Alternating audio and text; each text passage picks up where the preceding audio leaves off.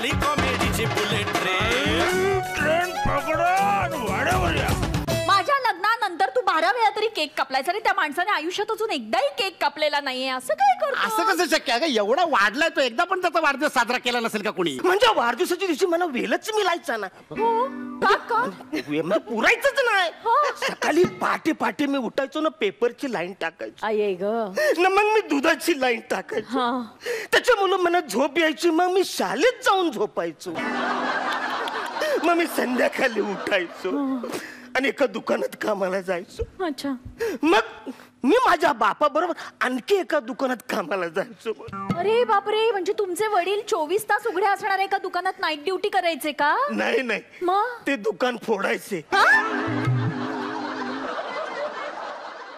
दुकान फोडायचे? त्या टायमाला मी लहान होतो. म्हणजे मी असं व्हेंटिलेटर मधून आत जायचो. कशातून रे जायचं तो? व्हेंटिलेटर मधून आत जायचो आणि मी चोऱ्या करायचो. तुम्हाला सांगतो, मी तिथून मला जाम वाईट वाटायचो. मी असं का चोऱ्या करतो? मी त्या खिडकीला बोलायचो, ए खिडकी, तुला असं का बांधलं असेल बरं? तुला कोणी बनवलंच नसतं तर हे पाप माझ्यावर आलंच नसतं. वगैरे किती चांगले विचार. तुम्हाला सांगतो, माझा बाप जाम चतुर. हो. म्हणजे तू कुणाच्या हातात घावायचाच नाही. का कस काय? अरे सगळे फिंगरप्रिंट माझे. चीज आहे. काश्मीर कुठली? चायनीज. कासविणीच्या दुधाचं चीज. बापरे, कासविणीच्या दुधाचं चीज. एवढं दूध येतं? म्हणजे काय? हो, सायंटिफिकली प्रूव्ह झालेलं आहे ते. हो, व्हॉट्सअपवर मेसेज वाचलाय मी. मग आणि काश्मीरीचं दुधाचं कसं असतं बघा, काश्मीरीचं दूध असतं ना, ती स्वतःच्या पिल्लाला पाजत नाही. म्हणजे त्याला पण सायंटिफिक कारण आहे. काश्मीर आहे ना, आपल्या पिल्लाकडे अशी वात्सल्यपूर्ण नजरेने बघते. कसा? अच्छा अच्छा. असं नुसतं बघितलं ना काश्मीरीने की पिल्लाचं पोट लगेच भरतं. बघा, ह्याचं पण भरलं पोट. हा कासव आहे. कासव? हा, मग याला पाठ सोलून आणलंय. याचं कवच मी माझ्या बुलेटच्या मागे लावलंय, नंबर प्लेट म्हणून. म्हणजे काय? कासव आहे. खोटं वाटतं तुम्हाला? आळस दे. वाटतो की नाही कासव? हात दाखव, हात. अरे होय, काय बरोबर आहे. म्हणजे काय? आणि ते काश्मीरीच्या दुधापासून बनवलेलं चीज आहे ना, ते खायचं. त्यामुळे फायदा काय होतो? तुम्हाला गुडघेदुखी कधीच होत नाही, संधिवात होत नाही. काय सांगता? म्हणजे काय? असं खरंच आहे? म्हणजे काय? अहो, सायंटिफिकली प्रूव्ड आहे. व्हॉट्सअप वाचलं नाही का तुम्ही? व्हॉट्सअपवर सगळं लिहिलेलं आहे. वा वा, मग मला द्या एक 4-5 किलो. 4-5 किलो घेताय? नाही, तुम्ही तुमच्या वजनानुसार 10 किलोचं एक पॅक घेऊन जा. कितीला आहे हे? अत्यंत स्वस्त. किती? 1200 रुपये किलो. तुम्हाला किती? 10. उंचावर त्यांनी काय केलंय? खाली बघ, खाली खाली बघ. काय? एका पायावर तपस्या केली आहे. बरं, एका पायावर तपस्या केली आहे. बरं, नक्ते बाबा. हा, भविष्य सांगतात, भविष्य सांगतात. हात बघून, तोंड बघून सांगणारे खूप आहेत. नक्ते बाबा कसं सांगतात? फोटो बघून सांगतात. बापरे. हो, नक्ते बाबाकडं मी आणि मंजिरी जाणार आहे. मी आणि मंजिरी आणि मी बाळासाठी, संसारासाठी, लग्नासाठी शाही संपली.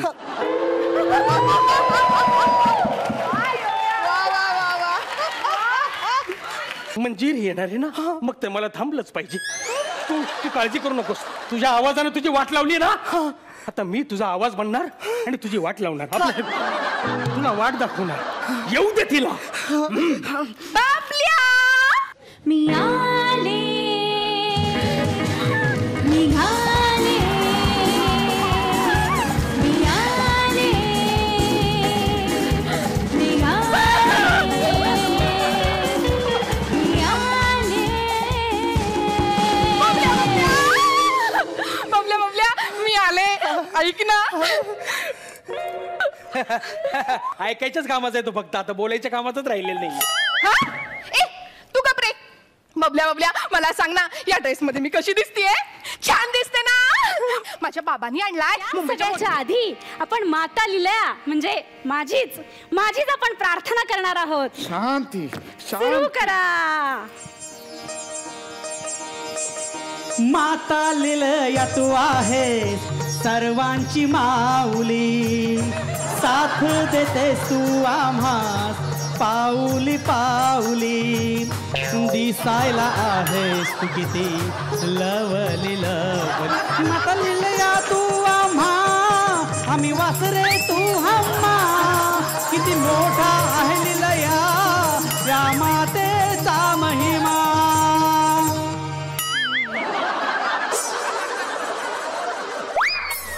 चालूच. तर बालक हो, ही सृष्टी कोणी निर्माण केली? ही सृष्टी परमात्म्याने निर्माण केली. परमात्मा कोण आहे? विज्ञान परमात्म्याला मान्यता देतं? परमात्म्याचा संबंध बालका, परमात्म्याचा संबंध हा माणसाच्या जगण्याशी असतो आणि माणसाचा जगण्याचा संबंध हा भावभावनांशी असतो. म्हणजे दुःख, यातना, आनंद, द्वेष, राग, करुणा, भय आणि या सगळ्या भावना विज्ञानाच्या तराजूमध्ये आपल्याला मोजता येतात. नंबरच नव्हता ना रे भाऊ. मग मी ग्रुपवर टाकला, व्हॉट्सअपच्या ग्रुपवर, की आग विझवणाऱ्यांचे नंबर द्या. तर त्यांनी मला भलत्याच इंग्लिश बायकांचे नंबर दिले. हो पण कुठली आग विझवायची हे कोण तुझा बाप सांगणार? माझ्या बापाचं नाव काढलं ना तुला एका बुक्कीत साफ करून टाकेन बे. तुम्ही बोलू नका बरं. बंब वेळेवर आला होता.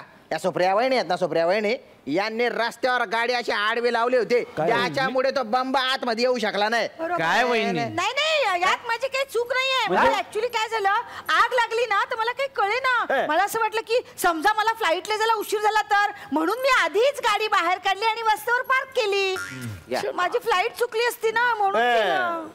नाही काय तुमचं जे काय चाललंय ना, तुम्ही सगळे अतिशय बेजबाबदारपणे वागताय, कळलं का? मी तुम्हाला नेहमी सांगत असतो की आपण फायर ऑडिट म्हणजे फायर इमर्जन्सी उपाययोजना करून ठेवूया. पण माझं कोण ऐकतो का? आता गेल्या वर्षी हे सगळं सँक्शन झालं होतं, पण ऐनवेळी गणपतीला डीजे हवा म्हणून फायर एक्स्टिंग्विशरचा सगळा खर्च त्या डीजेवर फिरवण्यात आला. ज्याला ही सगळी आयडिया या मोऱ्यांची, यांनी डीजे मागवला. घेऊन जास्त कोण नाचत होता वसाड्या? माना नको शिकवल्या गोष्टी. बघा एक लक्षात ठेवा, आग रोखण्यासाठी प्रतिबंध उपाययोजना ही सगळ्यांनी मिळून केली पाहिजे. त्यासाठी सगळ्यांनी मिळून विचार करण्याची आवश्यकता आहे. मी काय बोलतो, काहीतरी करायला पाहिजे. मी नवीन सिम कार्ड तुझ्यासाठी आणलेलं आहे. हे बघ, हे घे सिम कार्ड, त्याच्यात नंबर माझा फीड केलेला आहे. अन्नू, हे तुझ्यासाठी स्पेशल सिम कार्ड, याच्यात पण माझा नंबर फीड केलेला आहे. चालतंय. ठीक आहे अनु, मी तिकडनं तुला फोन करीन. तिकडनं फोन करायचा नाही सांगितलं ना. आवडी स्टोरी मी सांगितली, कळत नाही का? मग झाला, तू मला फोन करायचा, तू मला फोन करायचा, एकमेकांना तुम्ही फोन करायचं नाही. तुम्ही दोघं पकडले जाणार म्हणून तर सिम कार्ड दिले ना वासाऱ्या. आम्ही दोघांनी एकमेकांचा आवाज पण ऐकायचा नाही का? झालं, तुम्ही जाम लफडे डेमो देतो. तू प्रॅक्टिस कर फोन. तू इकडे. हॅलो, फोन उचलला तुझ्या आहे. हॅलो. अरे सायलेंट वर आहे ना, लफडे खुरखुर नाही का? हॅलो हॅलो हॅलो अर्ण्या. हा बोल. अर्ण्या, माझ्या अनुला जरा फोन दे ना. अर्ण्या, डायरेक्ट नाव घेऊन नाही बोलायचं. तुम्हाला कळत कसं नाही बोलायचं? हॅलो अर्ण्या, माझ्या फुलपाखरूला जरा मेसेज देणार. मी फुलपाखरू? आणि मग मी फोन केला तर काय म्हणायचं? सुरवंटाला निरोप दे.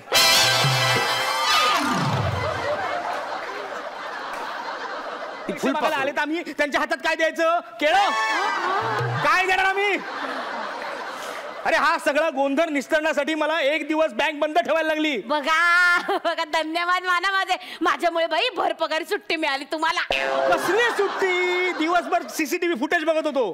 काय जी बाई आहे, एक नंबर निर्लज्ज बाई ही बाई. अरे ते डिपॉझिट स्लिप भरायला मी त्याचं दोरीने लटकवलं, पेन असतं ते पेन हिने चोरलं. नाही काय तर करून दाखवा मला. नाही चोरलं नाही. काय खरं, आमचा बंटी हो, त्याची शाळा इथेच आहे तुमच्या बँकेच्या मागे. अच्छा. सुविद्या शाळा. मग काय झालं, परीक्षेला गेलं तर तिथं गेल्यावर पट्ट्या सांगतो की आई पेन विसरलो. म्हटलं बापरे, आता घरापर्यंत जायचं, परत शाळेत जायचं, आणि आमच्याकडे रिक्षा मिळत नाही. तो सुचलं मला, अरे आपली बँक जवळ आहे, बँक आपलीच. मग मी धावत बँकेत आले, दोरीला पेन दिसतं. म्हटलं बरं झालं बाबा, मी असं पेन काढलं, धावत पोराकडे गेलाय, पेन दिलं, केवढा वेळ वाचला. पण तुम्ही आमचा वेळ किती वाया घालवता हो. काय झालं? तुमचे सगळे प्रकार टिपण्यासाठी मी CCTV फुटेज सगळे बघत होतो. तुम्ही आमच्या बँकेचं ते पितळी टोकन पण पळवलं. त्याच्याविषयी काय म्हणणं आपलं? नाही काय नाही उत्तर द्या. काय माझ्या पोराचा वाढदिवस होता.